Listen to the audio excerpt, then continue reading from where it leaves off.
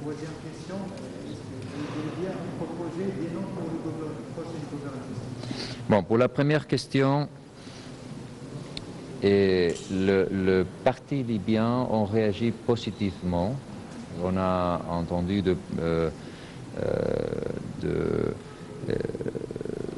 un représentant de la Chambre de représentants qui a réagi positivement.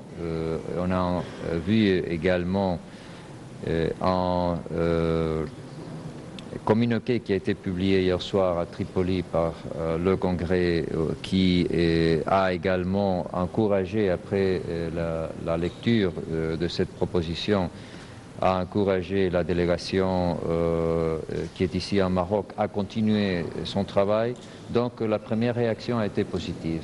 Cela dit, ce document, ce n'est qu'une base pour parler dans l'avenir, ce qui veut dire que les partis ne sont pas appelés à avoir une réaction comme s'il s'agissait d'un texte légal, d'un texte dans lequel il faut réagir à chaque partie, à chaque élément.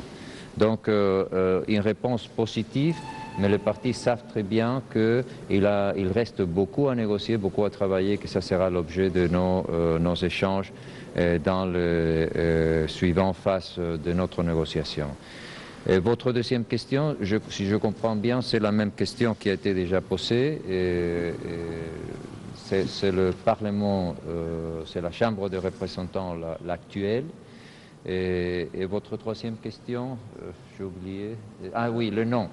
Pas encore. Nous espérons terminer aujourd'hui ou peut-être demain matin le travail sur le document avec ces nouveaux éléments et nous espérons demain pouvoir commencer les échanges sur le nom, mais on ne l'a pas fait encore.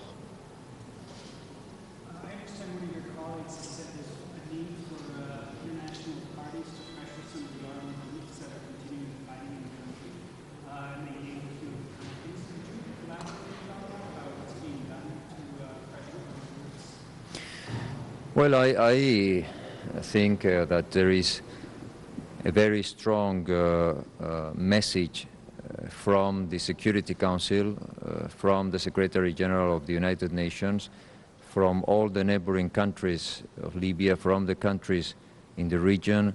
There is a huge concern about the situation in the country and about the need of all the Libyans to cooperate with the political process. So I'm sure that same as we are reacting when we see this violence increasing and trying to undermine a political solution, I am convinced that many countries in the region and elsewhere are reacting and are asking the Libyans to refrain from any armed action and support the political dialogue.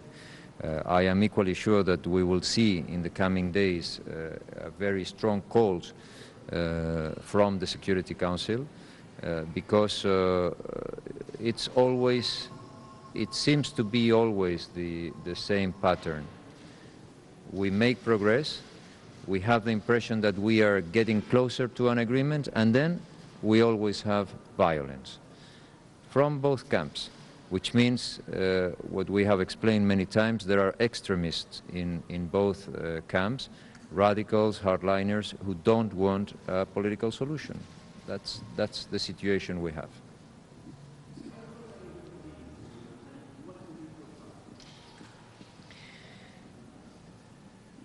I cannot tell you how close we are. Obviously, this is something you have to ask to the parties. I can tell you that a member of one of the delegations said yesterday, last evening, that after the initial positive reaction of the parties to the ideas that we published yesterday, maybe we had gone beyond the point of no return.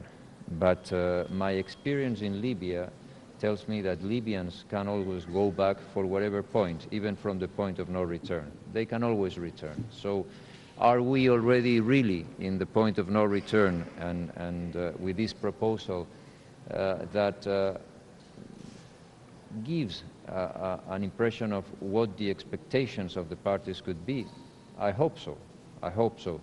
And I hope also that once we have had these positive reactions from the parties, we will have, I hope, positive reactions and support from the international community, and then maybe we will be starting the last stage of these talks. But we have to be very cautious. It's going to be difficult, and we'll continue.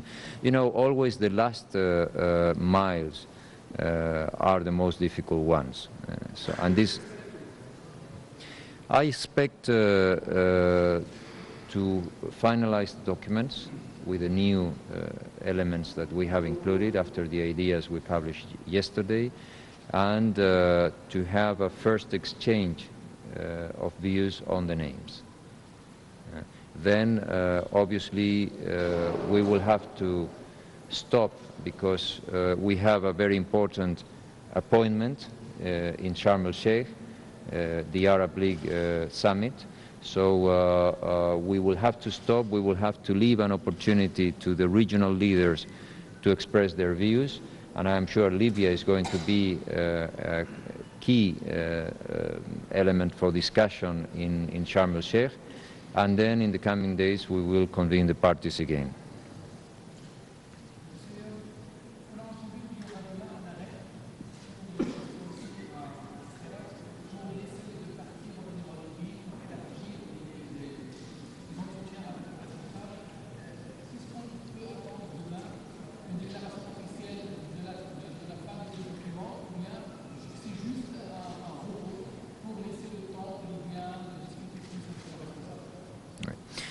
Non, ce n'est pas seulement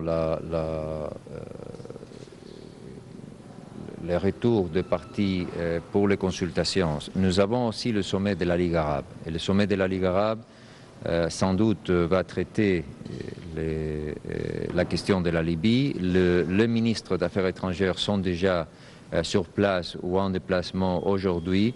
Donc nous pensons aussi que c'est un bon moment pour que les leaders régionaux s'expriment, pour qu'ils aussi, après ces idées que les Nations Unies a publiées, s'expriment, pour qu'ils encouragent, s'ils le considèrent opportun, qu'ils encouragent les partis à continuer à travailler sur la base de cet accord. Si c'est le cas, et les Nations Unies espèrent que ça sera le cas, et évidemment, ces pourparlers auront une pulsion politique très forte qui va sans doute produire des effets dans les prochaines étapes. Donc, consultation, c'est important parce qu'on a avancé sur différents éléments et aussi on a présenté de nouvelles idées et aussi donner la possibilité aux leaders régionaux de s'exprimer. Je pense demain probablement on va terminer cette phase. Et, je ne sais pas si on va publier je sais que la presse, vous attendez toujours Bon, je vais vous, comme toujours, faire un échange de vues avec vous. Mais je ne pense qu'une déclaration comme telle sera nécessaire. Je pense que ce que j'espère, oui, c'est de la part de sommet de la Ligue arabe de s'exprimer sur la situation en Libye. La même chose pour le Conseil de sécurité. Je suis sûr aussi que le prochain jour, il y aura des déclarations, des encouragements, j'espère. Et dans notre cas, vous avez une négociation, c'est comme une navigation. Il y a des jours où il y a le vent, il y a des jours où il n'y a pas de vent, et il ne faut pas toujours attendre qu'il y ait de mouvement. Et quand même, j'espère qu'après le mouvement fort que vous avez vécu hier et qu'on a vu aujourd'hui, on ne va pas arrêter quand même totalement. On continuera à travailler.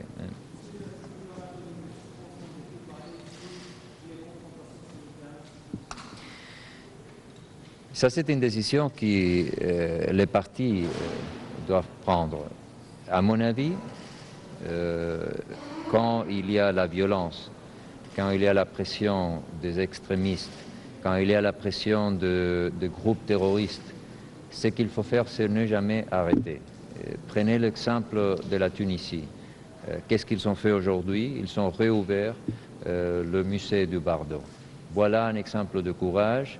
Et toutes les sociétés, quand elles sont sous la pression des extrémistes de plus violents, réagissent en disant « vous n'allez pas avoir une influence sur nos décisions ». Donc ce que j'espère, c'est que les partis ne vont pas se laisser faire, vont tenir et vont continuer cette négociation.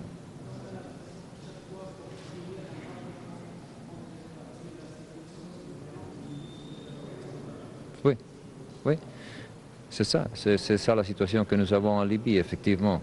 À chaque fois qu'on avance, la violence aussi apparaît, mais je crois que le parti, cette semaine, ont démontré une détermination à continuer malgré différentes situations. Je vous rappelle simplement que le jour où la délégation de Tripoli devait décoller, l'aéroport de Mitiga a été attaqué. Mais la délégation a tenu la détermination de venir. On a vu aussi des actes de violence de l'autre côté, mais la délégation de la Chambre des représentants a tenu à continuer sur le dialogue. C'est ça que les Nations Unies espèrent de toutes les délégations, de tous les participants, les prochaines étapes. Hein.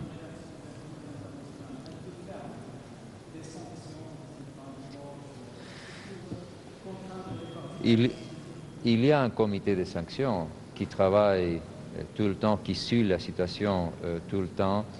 Et je suis sûr que pour ceux qui sont en train de promouvoir la violence, sans doute il y aura de réactions, pas seulement de sanctions, mais je suis sûr également, je suis persuadé que la Cour pénale internationale va aussi prendre des mesures. La justice internationale, la légalité internationale, parfois prend du temps, mais finalement elle arrive. Et pour ceux qui sont en train de promouvoir la violence, cette réponse de la justice internationale va arriver. OK?